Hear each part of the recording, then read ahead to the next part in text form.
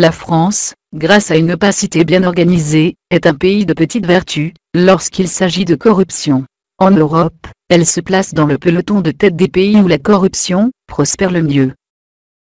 La corruption des élus politiques français bénéficie d'un contexte structurel profondément immoral, qui n'est pas fait pour lutter contre cette faiblesse bien humaine, mais pour protéger les copains, cacher les petites combines juteuses, entretenir les privilèges des uns, au détriment des payeurs qui souvent se saignent. Voilà ce qui ressort du dernier rapport de Transparency International Agir contre la corruption. Premier constat douloureux. Pour cacher la corruption, la France n'a pas créé la base de données publiques essentielle, qui recense les condamnations pour corruption, déplore le rapport, et permettre à chaque contribuable de recevoir l'information à laquelle il a droit. Cela, dans une hypocrisie ambiante de débauche de solidarité citoyenne. Solidarité oui, mais pas touche aux élus. Second constat. Il est donc très difficile d'avoir, en France, une vision précise des formes que prend la corruption. Les mairies savent trouver de l'argent pour des projets électoralistes, et acheter les voix des uns avec l'argent des autres, mais pour financer la lutte contre la corruption, il n'y a plus personne. Une culture de l'impunité dans laquelle la corruption prospère. Troisième constat, une justice complaisante, voire complice. La durée des procédures. 45 affaires ont un délai de 15 ans entre les faits et la condamnation, constate l'ONG. 15 ans entre les faits et la condamnation, la justice est généreuse avec les ripoux, elle leur laisse tout le temps pour s'organiser, accumuler un petit pactole sur le dos des contribuables, étouffer les affaires et enfouir leurs détails, perdre quelques dossiers, et pourquoi pas, jouer sur la mort naturelle de quelques témoins, ou acteurs gênants, sans compter sur l'immense bénéfice que le temps offre à l'effacement des mémoires. C'est dans cette culture de l'impunité que la corruption prospère. Avoir accès à ce type de données est pourtant essentiel pour savoir quels sont les domaines, régions et catégories de personnes les plus vulnérables et, ainsi, éclairer l'action des acteurs de la lutte contre la corruption, pouvoirs publics, citoyens, ONG, médias.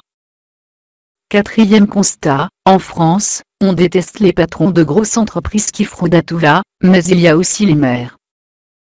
Les maires sont les personnes les plus condamnées, surtout pour des affaires relatives à l'attribution de marchés publics, 2 fois plus que les patrons, car ces derniers sont protégés par le système et la justice. Exemple d'une autre forme de corruption du pouvoir.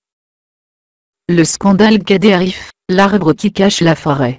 Les révélations s'enchaînent et se ressemblent pour la société du frère de Cadet Arif, contraint de quitter le gouvernement suite à des soupçons de favoritisme pour l'attribution de marchés publics. Selon Mediapart, l'entreprise de communication d'Essa Arif, qui a récemment travaillé pour le ministère de la Défense et la région socialiste Midi-Pyrénées, a également eu droit aux largesses de François Hollande en 2011 et 2012, alors candidat. L'actuel président aurait versé plus de 700 000 € à AWF Music, l'entreprise du frère de Cadet Arif. Autre exemple de corruption. À la tête du Théâtre National de Strasbourg, le gendre de Jacques Lang vient de remplacer la nièce de Martine Aubry. Aucun contribuable n'a été dépouillé, aucun logement, encore que, destiné aux défavorisés n'a été détourné, et pourtant, nous sommes en plein cœur d'un système oligarchique, d'un népotisme qui représente une forme de corruption jamais sanctionnée, sauf lorsqu'il s'agit de dénoncer Nicolas Sarkozy bien entendu, il a dû renoncer à installer son fils Jean à la tête de l'EPA, parce que les médias en ont fait à juste raison tout un fromage. Cela n'a pas empêché le gouvernement socialiste de choisir Amin Khari, fils de la vice-présidente PS du Sénat pour diriger le même EPA, en comptant sur la complicité des médias. Conclusion. Il est regrettable que la base de données ne permette pas d'afficher un tableau avec les noms des ripoux en clair. Il faut, pour les trouver, faire une recherche extrêmement longue département par département, et une suite de copier-coller impossible. La France, avant d'être 26e sur la liste, est surtout parmi les pays d'Europe les plus corrompus. Où sont les chiffres? Pour mesurer l'ampleur de la corruption, il faut ces chiffres. L'indispensable classement par le nombre de condamnations ne permet pas de visualiser l'ampleur des dégâts.